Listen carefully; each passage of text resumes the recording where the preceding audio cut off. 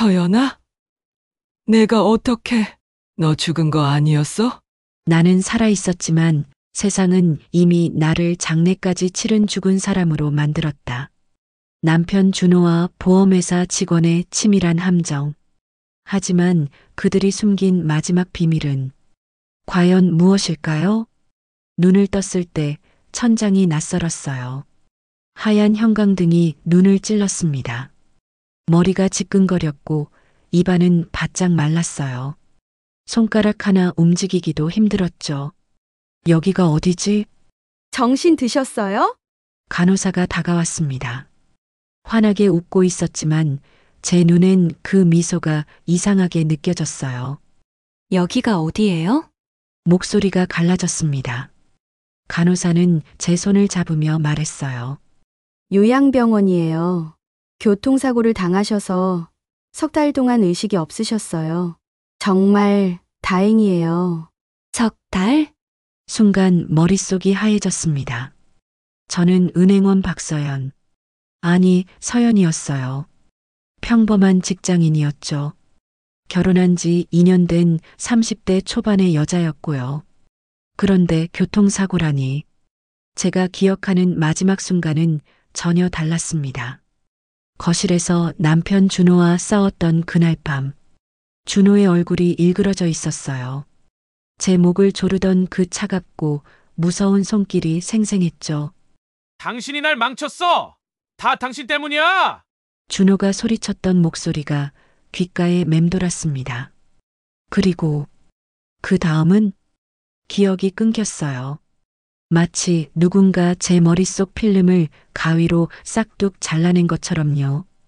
가슴이 철렁 내려앉았습니다. 보호자분은 오셨나요? 떨리는 목소리로 물었어요. 간호사는 고개를 저었습니다. 처음 입원하실 때 한 번 오셨는데 그 이후로는 연락이 안 되세요. 병원비는 전액 선납되었고요. 준호가 한 번만 왔다고? 석 달 동안 단 한 번도 오지 않았다고? 제 휴대폰은 어디 있어요? 보호자분이 가져가셨어요. 혹시 연락할 곳이 있으세요? 저는 고개를 끄덕였습니다. 엄마, 제 엄마에게 연락해야 했어요. 간호사가 자기 휴대폰을 빌려줬어요. 떨리는 손으로 번호를 눌렀습니다. 신호음이 길게 이어졌죠. 여보세요? 엄마의 목소리였어요. 순간 눈물이 왈칵 쏟아질 것 같았습니다. 엄마, 나야. 서연이. 뭐, 전화기 너머로 뭔가 떨어지는 소리가 들렸어요. 서연아? 내가 어떻게, 너 죽은 거 아니었어? 심장이 멎는 것 같았습니다. 뭐라고요? 엄마, 무슨 소리예요? 준호가 그러던데, 내가 교통사고로 죽었다고 장례식도 치렀다고. 휴대폰이 손에서 미끄러졌습니다. 저는 죽은 사람이었어요. 적어도 준호가 말한 세상에서는요. 간호사가 놀라 저를 붙잡았지만 제 몸은 이미 차갑게 식어가고 있었습니다. 준호의 얼굴이 떠올랐어요. 그날 밤 저를 바라보던 그 눈빛. 그건 분노가 아니었습니다. 그건 계획이었어요. 제 안에서 무언가가 부글부글 끓어올랐습니다. 두려움 뒤에 숨어있던 또 다른 감정이었죠. 분노였습니다. 나는 살아있어요. 그리고 진실을 밝혀낼 거예요. 무슨 일이 있어도요. 어머니가 보내준 서류 파일을 열었을 때 손이 떨렸습니다. 사망신고서라는 제목이 눈에 들어왔어요. 제 이름이 또박또박 적혀 있었죠. 신고인은 배우자 이준호. 사망 일자는 3개월 전 제가 마지막으로 준호와 싸우던 바로 그날이었습니다. 심장이 쿵쾅거렸어요. 화장 완료 확인서까지 있네. 중얼거린 제 목소리가 낯설게 들렸습니다. 제가 죽었다고요? 불에 타서 제가 되었다고요? 순간 온몸이 얼어붙었어요. 병원 복도를 비틀거리며 걸어 나왔습니다. 머릿속이 하얘졌죠. 발밑이 흔들렸어요. 벽에 기대서야 겨우 숨을 쉴 수 있었습니다. 정신 차려, 서연아. 저는 스스로에게 말했어요. 은행에서 7년 동안 일했잖아요. 숫자와 서류를 다루는 건 제 전문 분야였습니다. 감정에 휘둘리면 안 돼요. 지금은 냉정하게 사실을 확인해야 할 때였습니다. 다음 날 아침, 저는 예전 직장 동료 미경 언니에게 전화를 걸었습니다. 언니, 저예요, 서연이. 서연아. 살아있었구나. 준호 씨가 내가. 미경 언니의 목소리가 떨렸어요. 언니, 제 계좌 좀 확인해 줄 수 있어요? 몰래요, 아무한테도 말하지 말고요. 무슨 일인지 모르겠지만, 알았어. 조금만 기다려. 10분 후 미경 언니에게서 문자가 왔습니다. 계좌 3개 모두 해지됨. 잔액 2억 8천만 원, 3개월 전 이준호 계좌로 전액 이체. 적금 5천만 원도 중도 해지 후 같은 곳으로 이동. 손에 든 휴대폰이 미끄러질 뻔했습니다. 3억이 넘는 돈이었어요. 제가 결혼 전부터 모아온 전부였습니다. 야근하고 주말에도 일하고 점심값 아껴가며 모은 돈이었죠. 다 가져갔네. 중얼거린 제 목소리엔 힘이 없었어요. 그런데 이게 끝이 아니었습니다. 미경 언니가 추가로 보내온 정보는 더 충격적이었어요. 제 이름으로 된 강남 오피스텔이 2달 전에 매도되었다는 거예요. 시세가 4억 5천만 원이었는데 급매로 3억 8천만 원에 팔렸다고 했습니다. 보험금도 있다던데. 미경 언니의 말에 등줄기가 서늘해졌어요. 보험금이요? 응, 지점에 소문 돌았었어. 준호 씨가 5억짜리 보험금 받았다고. 그 돈으로 사업 확장한다고 자랑하고 다녔대. 전화를 끊고 나서 저는 한참을 멍하니 앉아 있었습니다. 계산이 빨리 되었어요. 은행원의 습관이죠. 예금 3억, 오피스텔 4억, 보험금 5억. 합계 12억입니다. 12억. 준호가 절 죽인 값이 12억이었던 거예요. 아니, 죽이려고 했던 값이라고 해야 맞겠죠. 운 좋게도 저는 아직 살아있으니까요. 문득 궁금해졌습니다. 요양병원 입원 기록이요. 준호가 직접 저를 데려왔을까요? 그렇다면 CCTV에 뭔가 남아있을 거예요. 저는 간호사실로 갔습니다. 저기요, 3개월 전 제가 입원했을 때 영상 좀 볼 수 있을까요? 젊은 간호사가 난처한 표정을 지었어요. 보호자 동의가 필요한데요. 제가 환자예요. 제 기록이잖아요. 목소리에 힘을 줬습니다. 간호사가 잠시 망설이더니 고개를 끄덕였죠. 잠깐만요. 모니터 화면에 3개월 전 영상이 떴습니다.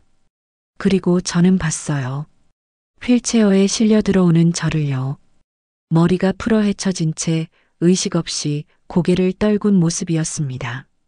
준호가 휠체어를 밀고 있었어요. 그런데 준호 옆에 또 다른 남자가 있었습니다. 저 사람 누구지? 나이는 30대 후반쯤 되어 보였어요. 깔끔한 정장 차림이었죠. 손에는 서류 가방을 들고 있었습니다. 화면을 자세히 들여다봤어요. 그 남자의 가방에 로고가 보였습니다. DK생명보험. 순간 퍼즐이 맞춰지기 시작했어요. 보험회사 직원이요. 준호와 함께 저를 요양병원에 데려온 보험회사 직원. 최재영. 화면 속 남자의 명찰이 희미하게 보였습니다. 제 안에서 뭔가가 타오르기 시작했어요. 분노였습니다. 아니, 분노보다 더 차갑고 날카로운 감정이었죠. 준호 혼자 한 게 아니었어요. 계획적이었던 거예요. 보험 전문가와 함께 치밀하게 짠 각본이었습니다. 저는 그날 밤 노트를 펼쳤습니다. 그리고 적기 시작했어요. 이름, 금액, 날짜, 장소, 모든 걸 기록했습니다. 은행에서 배운 대로요. 증거는 디테일에 있으니까요. 기다려. 이준호. 펜을 쥔 제 손에 힘이 들어갔습니다. 내가 어떻게 여기까지 왔는지 보여줄게. 창밖엔 비가 내리기 시작했어요. 빗소리가 제 각오처럼 차갑게 들렸습니다. 퇴원 후 찾아간 곳은 은행 동기 민지의 작은 원룸이었어요. 서연아, 진짜 미친 거 아니야? 민지는 노트북 화면을 보며 손을 떨었습니다. 제가 건넨 준호의 계좌번호를 입력하자 거래 내역이 쏟아졌죠. 이게 정상적인 거래가 아니야. 저도 알았어요. 10년간 은행에서 일하며 수없이 봐왔던 패턴이었으니까요. 돈이 움직이는 길이 이상했습니다. 준호의 계좌에서 5억이 빠져나간 건 제 사망 신고 다음 날이었어요. 그 돈은 곧바로 세 개의 가상화폐 거래소로 나뉘어 들어갔죠. 비트코인, 이더리움으로 바뀐 돈은 다시 해외 거래소를 거쳐 한국으로 돌아왔습니다. 세탁이었어요. 준호 씨 회사 이름 알아? 민지가 조심스럽게 물었습니다. 드림테크 AI 스타트업이라고 했었죠. 민지가 검색창에 회사 이름을 쳤어요. 순간 우리는 말을 잃었습니다. 드림테크 대표 사기 혐의로 고소당해 투자금 50억 먹튀 의혹. 기사가 뜬 건 한 달 전이었어요. 제가 의식 없이 누워있을 때였죠. 투자자들이 집단으로 고소를 준비 중이라는 내용이었습니다. 가슴이 철렁 내려앉았어요. 준호는 돈이 필요했던 거예요. 절박하게. 그래서 저를. 여기 봐. 민지가 다른 화면을 열었습니다. 보험회사 내부 시스템이었죠. 민지는 제 보험금 지급 내역을 띄웠어요. 청구인 이준호. 수령액 5억. 처리 담당자 최재영. 이 최재영이라는 사람, 준호 씨랑 아는 사이야. 병원 CCTV에서 같이 있는 걸 봤어요. 민지의 손가락이 더 빠르게 움직였습니다. 최재영의 과거 처리 건들을 뒤지기 시작했죠. 민지의 목소리가 굳었어요. 2년 전에도 비슷한 케이스가 있어. 30대 남성 교통사고 사망. 보험금 3억 처리 담당자가 최재영이야. 그런데 이거 봐. 수령인이. 화면을 보는 순간 온몸에 소름이 돋았습니다. 수령인 이준호. 이게 무슨... 준호 씨 동생이라고 되어 있네. 근데 서연아, 준호 씨한테 동생 있었어? 없었어요. 준호는 외동이었습니다. 제 안에서 뭔가가 툭 하고 끊어지는 소리가 들렸어요. 이건 우연이 아니었습니다. 계획된 범죄였죠. 준호와 최재영은 이미 한 번 해본 거예요. 민지 언니, 그때 사망한 사람 이름이 뭐야? 김도훈 프리랜서 개발자였대. 손이 떨렸어요. 마우스를 잡은 손에 힘이 들어갔습니다. 저는 포털 사이트를 열어 김도훈을 검색했죠. 프리랜서 개발자 김도훈 씨 실종 2년째. 가족 수소문. 기사 속 사진에는 눈물 흘리는 어머니가 있었어요. 아들이 어느 날 연락이 끊겼다고, 경찰도 찾지 못한다고 했습니다. 서연아, 너 지금 생각하는 거. 네, 제가 당할 뻔한 거 이미 다른 사람이 당했어요. 민지가 제 손을 꽉 잡았습니다. 경찰 가야 돼, 당장! 아직이에요. 저는 고개를 저었습니다. 증거가 더 필요했어요. 확실한 증거. 준호가 빠져나갈 수 없는 증거. 준호 계좌 말고 최재영 계좌도 볼 수 있어요? 민지가 잠시 망설이다가 고개를 끄덕였습니다. 화면에 뜬 거래 내역을 보는 순간 모든 퍼즐이 맞춰졌어요. 보험금 지급일로부터 일주일 뒤 최재영 계좌로 5천만 원이 입금되었습니다. 준호 명의의 계좌에서요. 수수료였던 거죠. 이 나쁜 새끼들. 민지가 욕을 내뱉었어요. 저도 마찬가지였습니다. 하지만 화를 낼 시간은 없었어요. 저는 모든 화면을 사진으로 찍기 시작했습니다. 거래 내역, 보험금 청구서, 최재영의 계좌 이동 경로까지 하나도 빠짐없이요. 서연아, 이거 불법이야. 내가 지금 징계받을 수도 있어. 미안해요. 민지야, 정말 미안해요. 목소리가 떨렸습니다. 하지만 멈출 수 없었어요. 하지만 이렇게라도 안 하면 준호는 또 누군가를 죽일 거예요. 민지가 한숨을 쉬었어요. 그리고는 자기 휴대폰을 꺼내 사진을 찍기 시작했습니다. 같이 찍자. 어차피 이미 시작했잖아. 그날 밤 우리는 모든 증거를 USB에 담았어요. 준호의 범죄 지도가 완성되고 있었습니다. 화장된 시신. 그 두 글자가 머릿속에서 맴돌았습니다. 제가 죽었다고 신고된 그날 누군가의 몸이 불에 탔어요. 그 사람은 누구였을까요? 손이 떨렸습니다. 저는 PC방 구석자리에 앉아 실종자 신고 게시판을 뒤졌어요. 한 명 한 명 사진을 확인하며 스크롤을 내렸죠. 그러다 멈췄습니다. 정하늘, 29세, 프리랜서 디자이너. 사진 속 여성은 저와 비슷한 키, 비슷한 체구였어요. 실종 날짜는 제가 병원에 실려간 바로 그날이었습니다. 심장이 쿵쾅거렸어요. 이 사람이야. 혼잣말이 새어나왔습니다. 가슴속에서 무언가가 뜨겁게 타올랐어요. 분노였을까요? 슬픔이었을까요? 잘 모르겠어요. 하늘의 포트폴리오 사이트를 찾는 건 어렵지 않았어요. 깔끔한 디자인, 세련된 작품들, 그리고 클라이언트 목록에서 발견했죠. 비전테크 마이너스 브랜딩 및 웹디자인 외주 진행. 준호의 회사였습니다. 손가락이 마우스를 꽉 움켜쥐었어요. 숨이 막혔습니다. 하늘은 준호와 일했던 사람이에요. 그리고 지금은 죽었죠. 아니, 죽임을 당했을지도 몰라요. 왜 하필 이 사람이었을까? 저는 하늘의 SNS를 뒤졌어요. 마지막 게시물은 3개월 전이었습니다. 비전테크 회계 자료 이상함. 확인 필요. 비공개 메모였지만 캐시에 남아 있었어요. 제 손은 멈추지 않았습니다. 더 파고들었죠. 하늘이 올린 사진들, 댓글들, 모든 흔적을 따라갔어요. 그러다 발견했습니다. 하늘이 최재영과 찍은 사진이요. 보험 세미나에서였대요. 둘은 아는 사이였어요. 순간 온몸이 얼어붙었습니다. 재영이가 하늘을 알았어? 퍼즐 조각이 맞춰지기 시작했어요. 하늘은 준호 회사의 회계 부정을 발견했어요. 재영은 하늘을 알았죠. 그리고 저는 준호의 아내였고요. 누군가 하늘을 죽였습니다. 그리고 그 죽음을 제 죽음으로 꾸몄어요.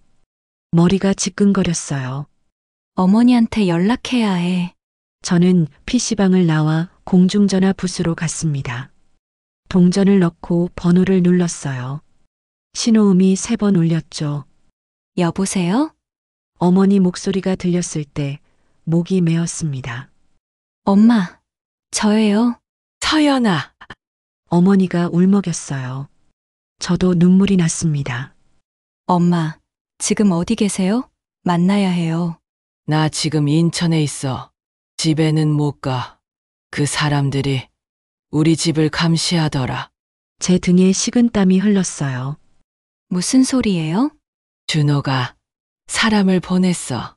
내가 나타나는지 확인하려고. 서연아, 조심해. 숨이 턱 막혔습니다.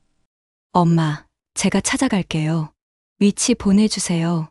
다음 날 저는 인천의 작은 여성 쉼터로 어머니를 찾아갔어요.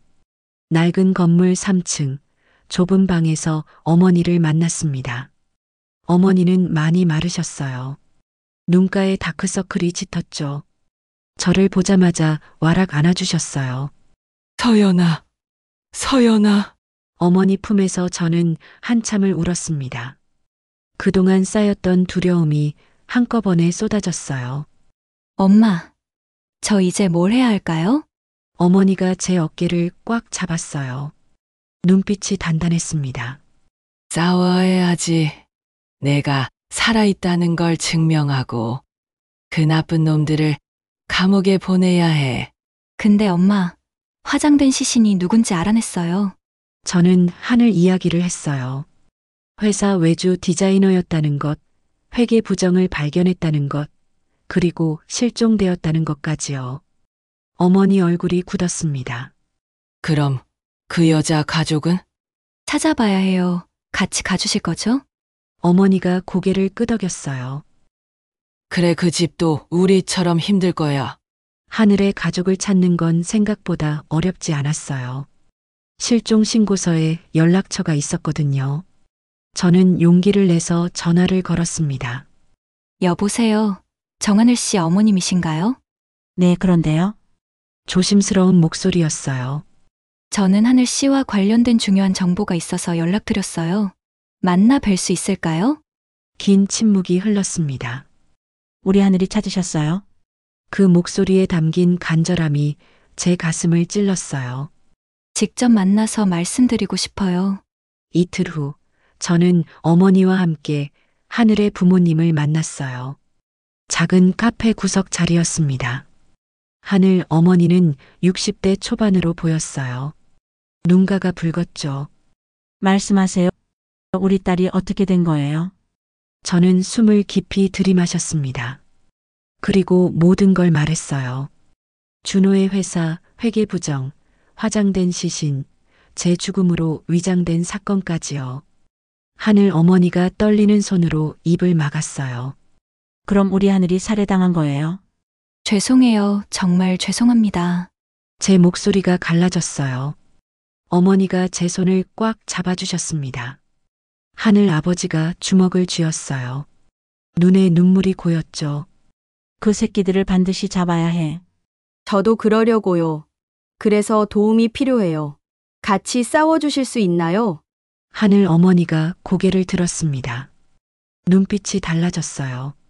당연하죠. 우리 딸 억울함을 풀어줘야죠. 그날 저희는 약속했어요. 함께 증거를 모으고, 함께 경찰에 가고, 함께 진실을 밝히기로요. 카페를 나서는데 하늘 어머니가 제 팔을 잡았어요. 고마워요. 당신이 아니었으면 우리 하늘이 영영 찾지 못할 뻔했어요. 저는 고개를 저었어요. 아니에요. 제가 미안해요. 제 남편 때문에. 당신 잘못이 아니에요. 하늘 어머니 목소리가 따뜻했어요.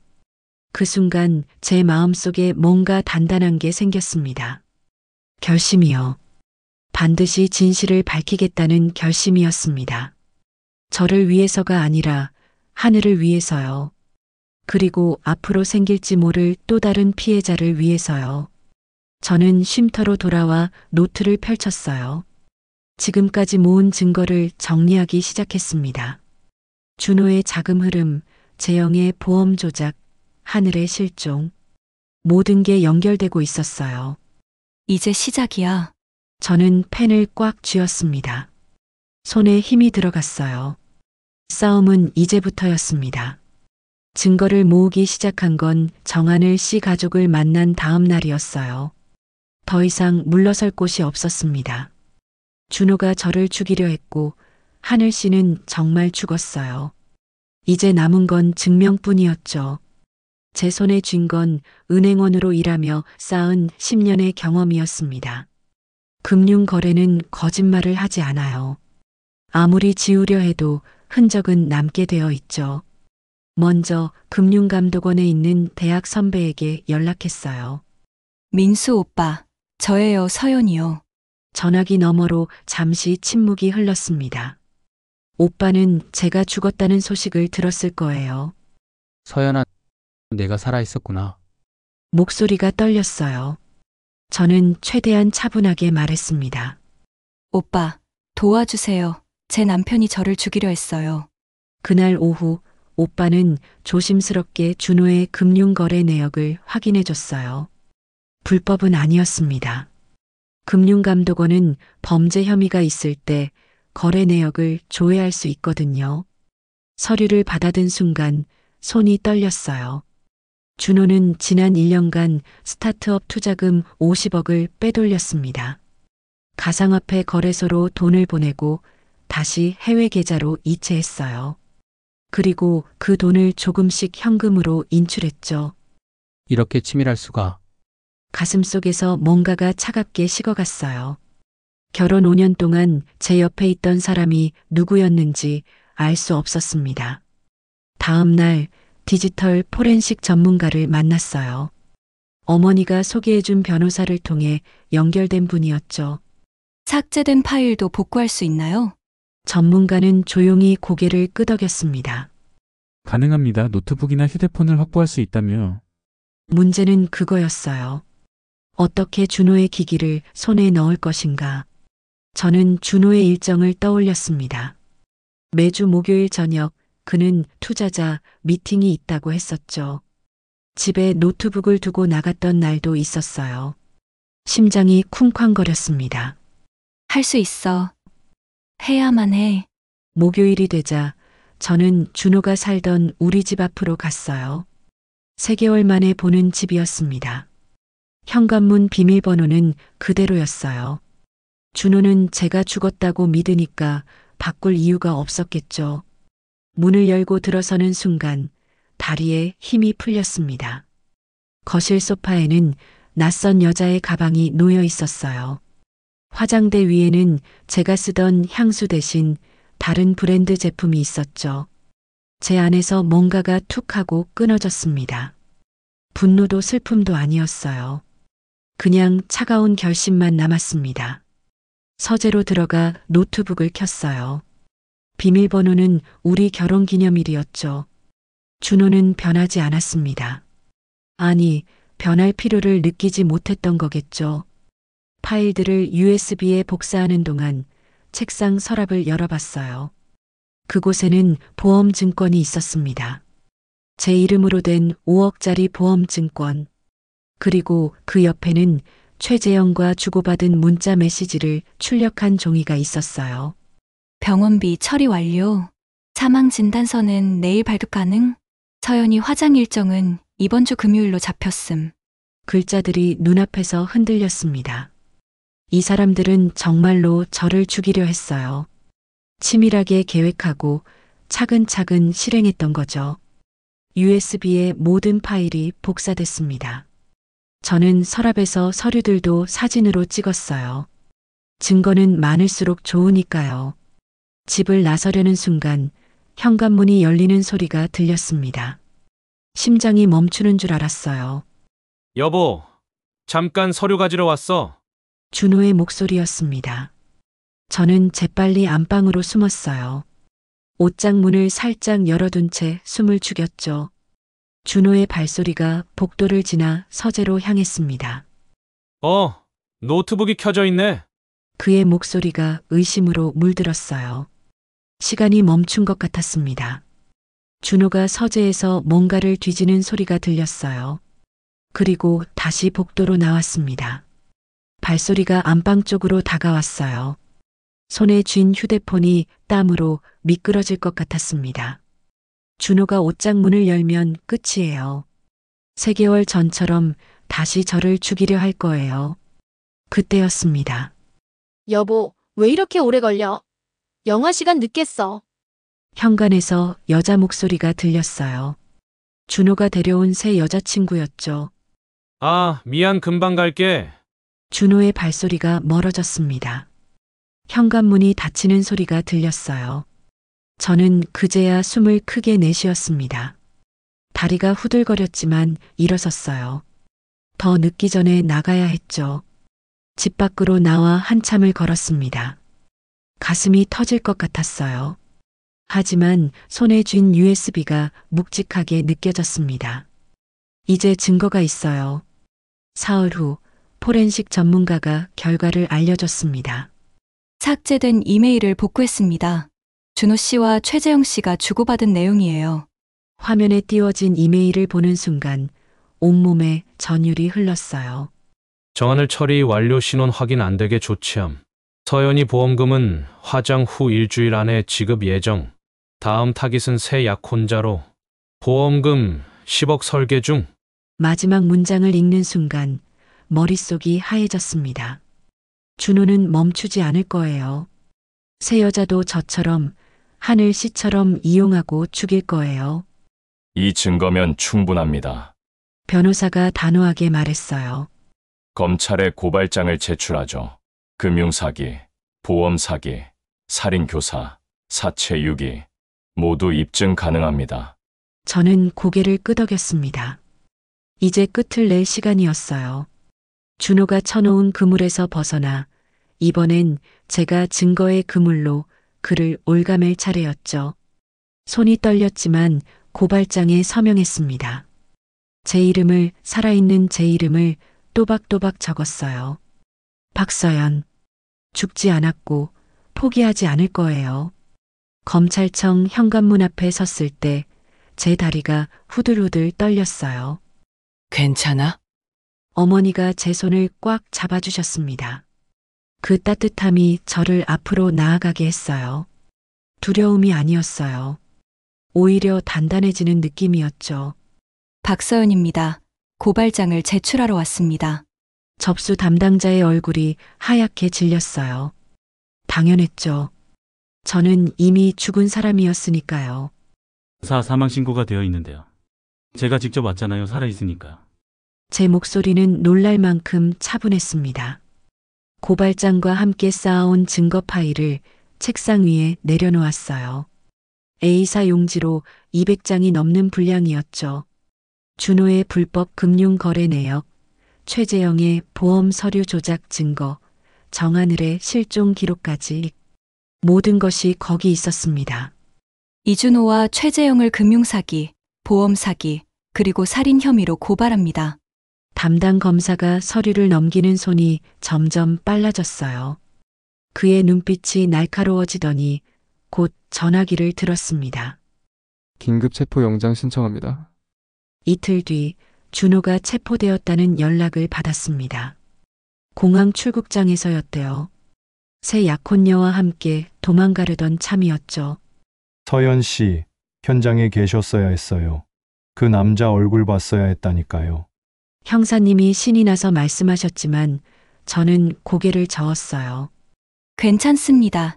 이제 다시는 보고 싶지 않아요. 최재영도 같은 날 체포되었습니다. 보험회사 사무실에서 서류를 불태우다가 붙잡혔대요. 증거를 없애려던 거였죠.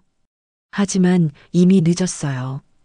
제가 확보한 디지털 증거만으로도 충분했으니까요. 재판이 시작되었을 때 법정은 기자들로 가득 찼습니다. 죽은 줄 알았던 피해자가 살아 돌아온 사건. 언론은 이미 난리였어요. 제가 증인석에 섰을 때 준호와 눈이 마주쳤습니다.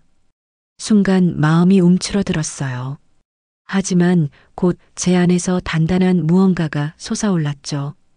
피해자는 진술해 주십시오. 검사님의 목소리가 들렸습니다. 피고인 이준호는 제 남편이었습니다. 목소리가 떨리지 않았어요. 오히려 또렷했죠. 그는 저를 죽이려 했습니다. 보험금 5억 원을 받기 위해서요. 준호의 얼굴이 일그러졌어요. 하지만 저는 시선을 거두지 않았습니다. 하지만 저는 살아남았습니다. 그리고 진실을 밝히기 위해 여기 섰어요. 제가 준비한 금융 분석 자료가 화면에 띄워졌습니다. 가상화폐 거래 내역, 불법 자금 세탁 경로, 회계 부정 증거들이 하나씩 공개되었죠. 방청석에서 탄식이 터져 나왔어요. 준호의 변호사가 반박을 시도했지만 제 증거는 완벽했습니다. 은행원으로 일하며 쌓아온 10년의 전문성이 빛을 발하는 순간이었어요. 판결일 법정은 숨죽인 듯 조용했습니다. 피고인 이준호에게 무기징역을 선고한다. 재판장의 목소리가 울려 퍼졌어요. 피고인 최재영에게 징역 15년을 선고한다. 그 순간 제 눈에서 뜨거운 것이 흘러내렸습니다. 슬픔이 아니었어요. 안도였죠. 그리고 해방감이었습니다. 어머니가 제 어깨를 꼭 안아주셨어요. 말없이 하지만 따뜻하게. 6개월 후 저는 작은 사무실 문패를 달았습니다. 금융범죄 피해자 지원센터. 은행을 그만두고 시작한 새 일이었어요. 저처럼 금융 사기를 당한 사람들을 돕는 곳이었죠. 첫 상담자가 찾아왔을 때 저는 그의 떨리는 손을 잡았습니다. 괜찮아요. 제가 도와드릴게요. 그의 눈에서 희망이 피어오르는 걸 봤어요. 바로 그 순간 깨달았습니다.